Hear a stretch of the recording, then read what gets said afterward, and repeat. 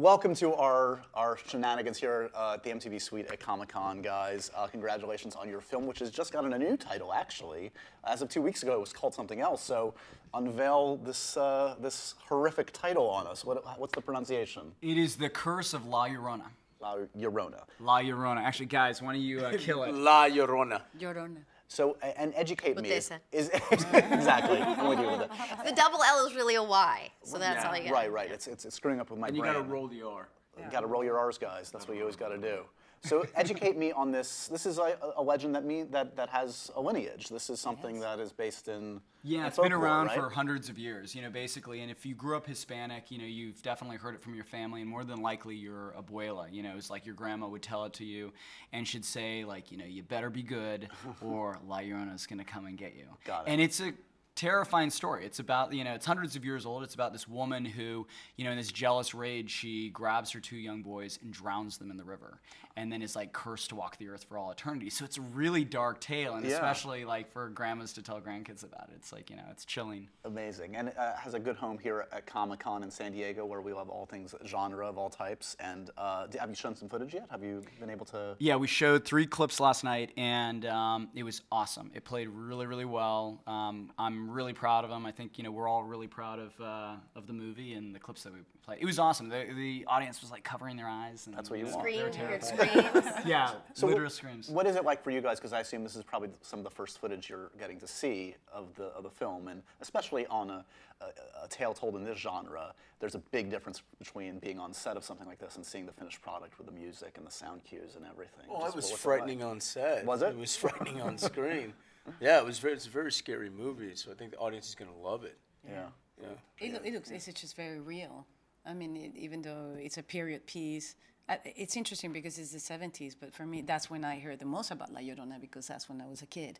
So it brings you right back to that feeling that you had when you were little, and your grandma will tell you, you better behave for the West. La Llorona's going to come get you. Yeah, and there was no internet, there was no, Nothing. again, it was word of mouth, and you heard the story was passed down from generation to generation. And it was this horror story about this woman, and then if you didn't behave, then you were going to fall victim to her. And still is. I mean, for It's still adults, passed down you to- never yeah. stop believing in La Llorona. Yeah. Well, Never. that stuff that gets instilled in you as a kid. Yes. You can't break No. that, right? No, you think you can And work just through if it you with think you can, therapy then and a all movie that. like this but comes it's- around and really puts it right back into you. Yeah. So thanks for that. You're welcome. What about for you, Linda? Is this your bag? Have you? I mean, is a horror? Or like, what kind of an audience member are you for a horror film? I used to love it. Yeah. Like, I was crazy about horror movies. And, like, I remember thinking Freddy Krueger was the scariest thing I had ever seen. I just loved horror movies. And then when I had a child, something like, people said that would happen, like, oh, when you're pregnant, you won't want to, and it literally happened to me. So I've just started watching them again. So this is therapy. Making it is part of I love them. I love the excitement of it. I get really caught up in it. I love haunted houses. I love going to all those, like, scary haunted Universal Studios yeah. or Not Scary Farm. I love that stuff. So I'm back at it now. Rooting for it. Yeah. And so the last one I saw A Quiet Place, which was great. So, Pretty great, right? yeah, but I have a habit of hitting the people next to me. So Okay, the poor so guy be next to me warned. got beaten. The bruises on the Yeah, arm. he was like, I got beat by Linda. For you, this is your feature directing debut, correct? I Yeah, mean, this is my first movie, and before this, I've just done commercials, and I did this one short called The Maiden, and New Line saw that, and it was just, honestly, there were so many similarities between the short and the script that they've been developing, and it was really just an awesome fit. Amazing, and fun for you guys to be on set of somebody that's there's nothing like your first time making a movie, and that kind of energy and excitement, and was that palpable on set? Did Oh it my make a God. Oh, difference? absolutely. Yeah. He's a great guy. He's Yes. a nice person. He's a really creative. I mean, the movie looks wonderful. Yeah. And he treated us all with respect. We all had such a great time working on the movie, even though it was hard work and really long hours and not a giant budget. So we were working really hard. Yeah. But there's like no better, more excited person. So it's been really fun. I remember the first day we got in to take some photos. We got out of the makeup trailer, and he goes, "Let's go, run." Okay, we go, take the picture. let's run it back. Let's run it back. Yeah, I thought it was a little strange. I'm like, this guy's in love with La Llorona. For us, that's weird. That's what you want Yeah, from you your want director to for something distance like this. yourself from her. And he's embracing her wholeheartedly. He's on the wrong side, maybe. Well, for this film, maybe it's the right side. No, I'm definitely best behind the camera. I mean, honestly, these guys were amazing. They made the movie.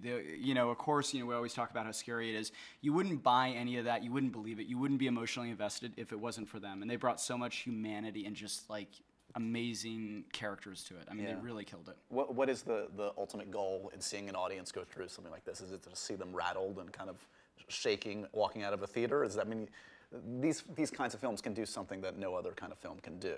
You know what's amazing is like when you get like a really good scare, there's almost always this like ripple of like laughter. Right, to which diffuse is, the tension, right?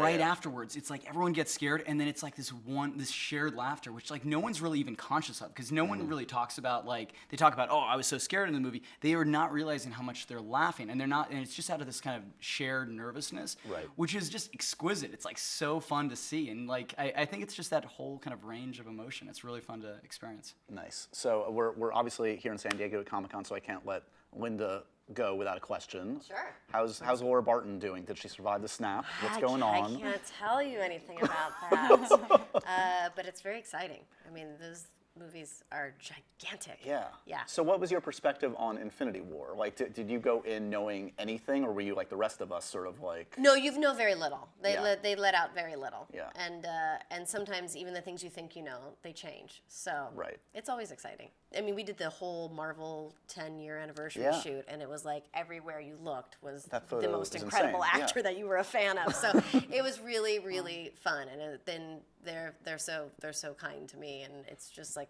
it's fun to be part of that world. So if I'm a betting man, Mm-hmm. am I going to see more of you? There's one more of these giant Avengers movies that seemingly will have hopefully every character under the sun in it. Right. That's a possibility. What do you think? I don't know. You never know until you see it. You never know. I think audiences are expecting you to be in it, and they're going to demand it. Yes. Well, there That's you go. what I would say. That's what you. If the people demand it, maybe she'll be there. I'm demanding it. I want to know what happened to Hawkeye. There Like, was so let's much. just I mean, my God, there was like internet furor over Hawkeye. So the Barton family needs some love. Yeah. Well. Yeah. Okay. I can't say anything. I don't want to get in trouble. No, I got it. It's all good. It's all good. Marvel has a lot was more trying money to get than it I out do. of I don't want to get busted. Let's talk about, finally, to say congratulations on your movie, which does have a release date. Remind me, it is, April 19th next year, right? Yes, April 19th. April Yes. 19th. Congratulations, you're still, I guess, knee-deep in the edit, making this as scary as possible. Yeah, we're right at the finish. We're Amazing. just a couple months away. It's looking great. Great. Well, congratulations already on the early response, and enjoy the rest of your Comic-Con, guys. Thanks for stopping by. Thank Yeah, thanks for having us. Thanks, guys.